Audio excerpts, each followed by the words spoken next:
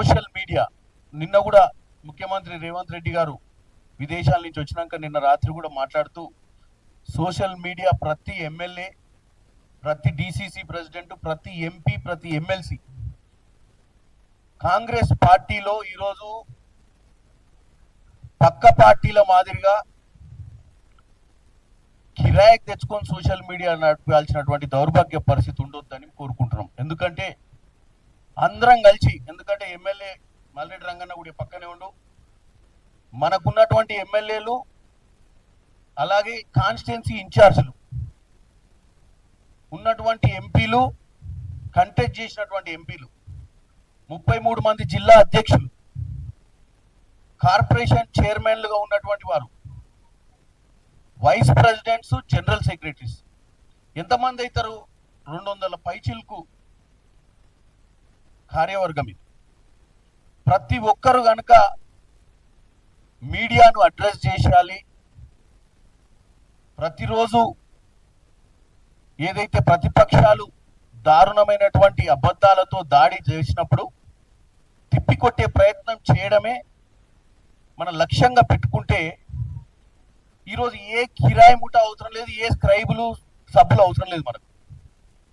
ఎందుకంటే దండుకున్న పైసలు దండిగా ఉన్నాయి కాబట్టి బీఆర్ఎస్ పార్టీ ఈరోజు ఒక ప్రైవేట్ సైన్యాన్ని తయారు చేసి ఇష్టానుసారంగా హైర్ చేసుకొని మరీ సోషల్ మీడియా నడుపుతున్నారు. ఆ పరిస్థితి కాంగ్రెస్ పార్టీకి అవసరమే లేదని కోరుకుంటున్నాం. మనమందరం తలుచుకుంటే నేను చెప్పినటువంటి పోస్ట్లో ఉన్న ప్రతి వారు రోజు పొద్దున్న లేసే ఒక గంట స్పేర్ చేస్తే, వారు స్పేర్ చేయడమే కాకుండా వారి నియోజకవర్గంలో ఉన్నటువంటి అన్ని మండలాలు, గ్రామ పంచాయతీలో కూడా సోషల్ మీడియా యాక్టివిస్టులందరినీ కనుక రీట్వీట్లు, రీపోస్ట్లు, మనం మాట్లాడేది కింద గ్రామ స్థాయిలోకి తీసుకుపోయే ప్రయత్నం చేసినట్టయితే, ఇప్పుడు మొన్ననే మీరు చూసిరు ఎస్ఐఆర్ ప్రాసెస్లో 35,680 బిఎల్ఏ ఏజెంట్లను మనం ఈరోజు పనిలో పెట్టాం. ఏది ఈ ప్రక్రియలో ఎన్యుమరేషన్ ఫామ్స్ నింపియడం కానీ, ఓటర్ల సవరణలో యాక్టివ్గా పార్టిసిపేట్ చేయడానికి.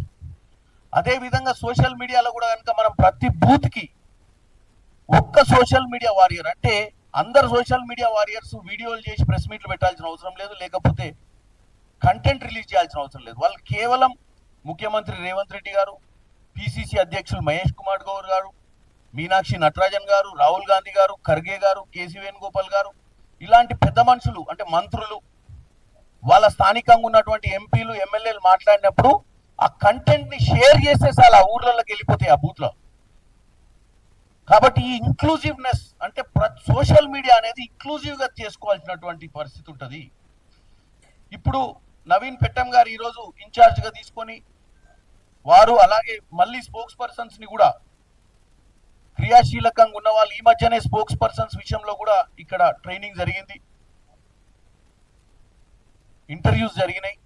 ఏఐసిసి నుంచి వచ్చి వాళ్ళ లిస్టులు కూడా తెప్పించుకొని ఎవరైతే వాస్తవంగా ఈరోజు నేను ఒక పిలుపునిస్తున్నా, మీరంతలా మీ మొబైల్ ఫోనే మీ ఆయుధము, మీ మొబైల్ ఫోన్లో మీరు మాట్లాడేదే వాస్తవముగా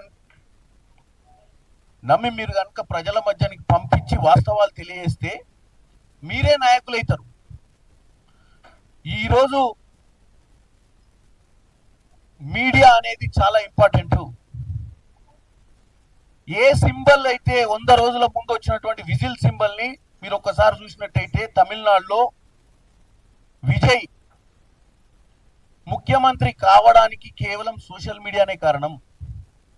ఇవాళ ఏ బూత్ కి బూత్ ఏజెంట్ లేడు, ఏ మండలానికి మండలాధ్యక్షుడు లేడు, ఏ బ్లాక్ ప్రెసిడెంట్ లేకుండానే గ్రామ స్థాయి దాకా ప్రతి వారిని తీసుకొచ్చి ఆ విజిల్ మీద ఓటేయించగలిగినటువంటి శక్తి సోషల్ మీడియాకు ఉంది. కాబట్టి మనము సోషల్ మీడియా కానీ, ఎలక్ట్రానిక్ మీడియా కానీ, ప్రింట్ మీడియా కానీ మనము వాడుకునే దాన్ని బట్టి మన స్థాయి పెరుగుతుంది.